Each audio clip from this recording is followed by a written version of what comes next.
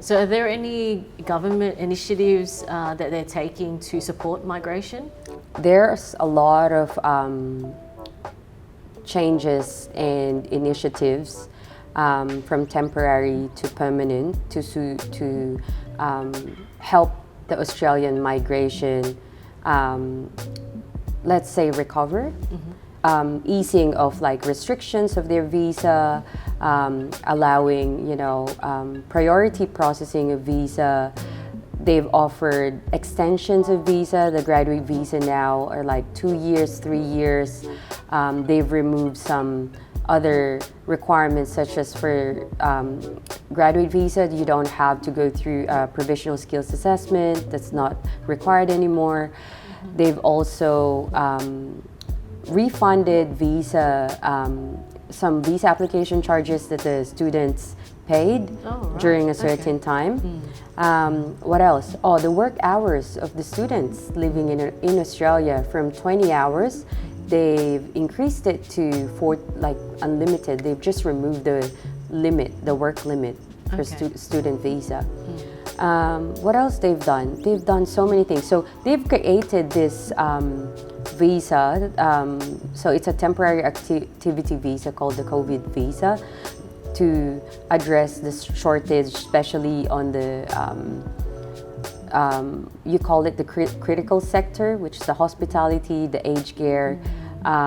So it allowed you to stay longer in Australia and continuously work for employer in those industry. Okay. So Kaila, what's the future of Australian migration 2022 to 2023? So our Prime Minister has recently announced that they have increased the number of skilled migrants coming to Australia from 160,000 to 195,000 visa. Which 34,000 of those will be allocated to the regional areas to support businesses, increase population, and just help the regional areas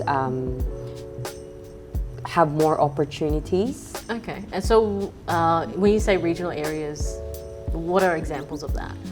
So when we say regional areas, we're not really talking about rural forest or like mountainous. Canberra is one example of a regional area, which is, it's actually good that a lot migrants would consider living in the regional area because the cost of living is cheap, it's affordable, it's safe, it's very multicultural, healthcare is first class still, and basically it's livable. Okay, great. So Kaila, just to wrap up, what are some tips or tricks for people wanting to migrate to Australia?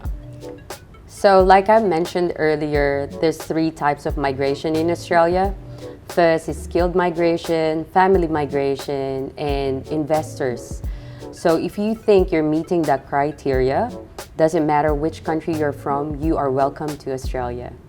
Okay, great. So thank you, Kaila from Immico Consultancy for spending your time here and sharing a lot of knowledge regarding the migration process. It's been fantastic. Thank you for having me.